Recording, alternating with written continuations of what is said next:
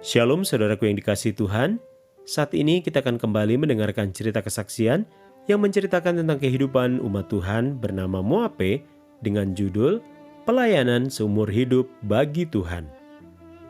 Moape bangun pada saat terbitnya matahari. Meskipun usianya sudah 77 tahun, rutinitas paginya tetap sama.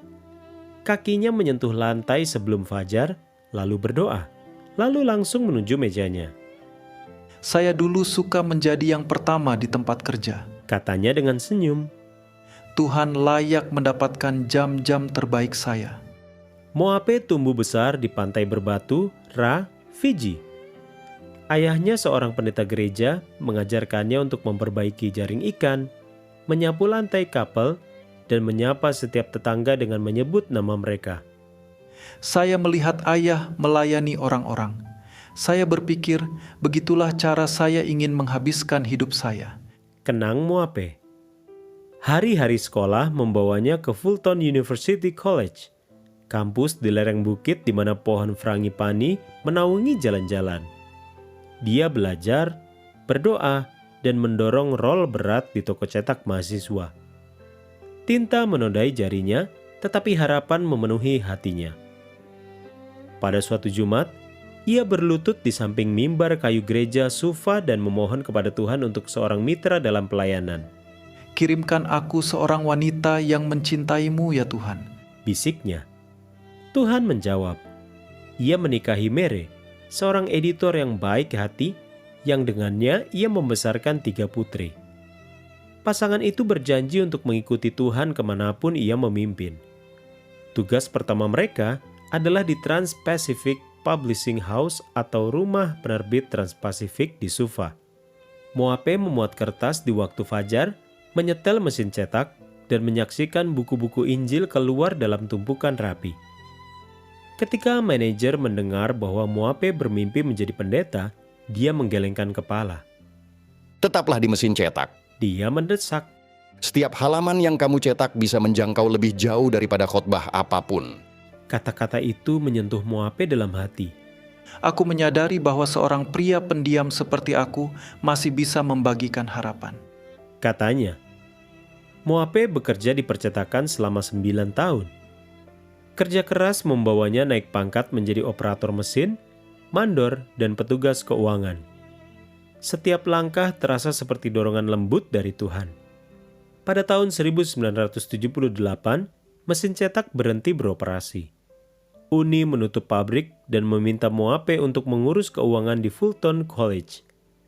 Keluarga itu mengemas beberapa kotak dan naik ke gunung, mengharapkan rumah kampus yang rapi. Namun, mereka menemukan sebuah pondok yang usang, atapnya bocor, dan dindingnya mengelupas. Mere menangis. Ayo kembali ke Sufa, Pintanya. Moape melingkarkan lengan di bahunya. Kita tidak di sini untuk kenyamanan, kita di sini untuk Tuhan. Katanya lembut. Pasangan itu membersihkan, mengecat, dan memperbaiki pondok hingga sinar matahari berkilau di dinding yang bersih. Seiring waktu, pondok itu menjadi guest house untuk pemimpin yang berkunjung. wah, Tuhan mengubah rumah terburuk kita menjadi yang terbaik. Kata Mere dengan tawa di suaranya. Tahun-tahun berlalu dengan cepat. Mahasiswa datang untuk meminta nasihat. Anak-anak bermain di bawah pohon mangga. Dan buku-buku kas induk balance hingga sen terakhir. Suatu sore, seorang mantan siswa dari Tahiti datang mengenakan setelan pakaian yang bergaya. Aku akan memulai bisnis. Kelola bisnis ini untukku. Aku akan menggandakan gajimu 3 kali lipat dan memberimu mobil serta rumah baru. Katanya. Tawaran itu menggiurkan, tetapi Moape tidak ragu. Dia menaikkan matanya dan berbicara dengan tegas. Aku sudah memilih untuk melayani Tuhan hingga aku pensiun. Uang tidak bisa mengubah itu. Pengunjung itu menghela napas, melipat rencananya dan meninggalkan Fiji keesokan harinya. Momen-momen seperti itu memperkuat iman Moape. Setiap ujian membuat saya lebih bergantung pada Tuhan. Katanya. Doa harian menancapkan imannya. Pagi-pagi di samping pohon breadfruit atau sukun, siang di kelas kosong dan malam bersama keluarganya di sekitar lampu minyak kecil.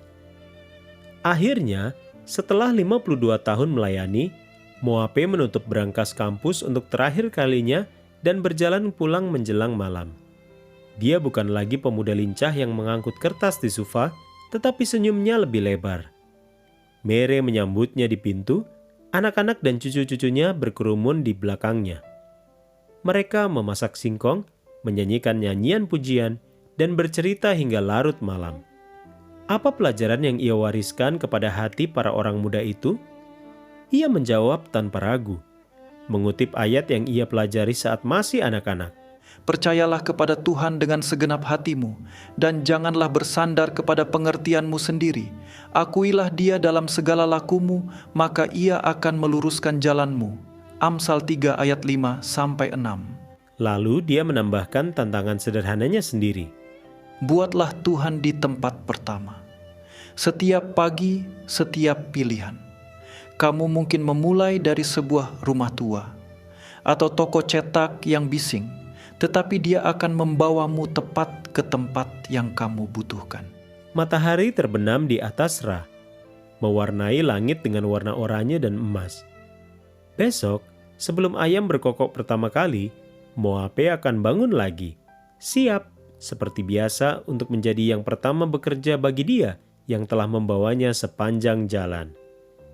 Saudaraku yang dikasihi Tuhan, sebagian dari persembahan Sabat ke-13 pada triwulan pertama tahun 2000 digunakan untuk memperluas perpustakaan Universitas Advent Fulton.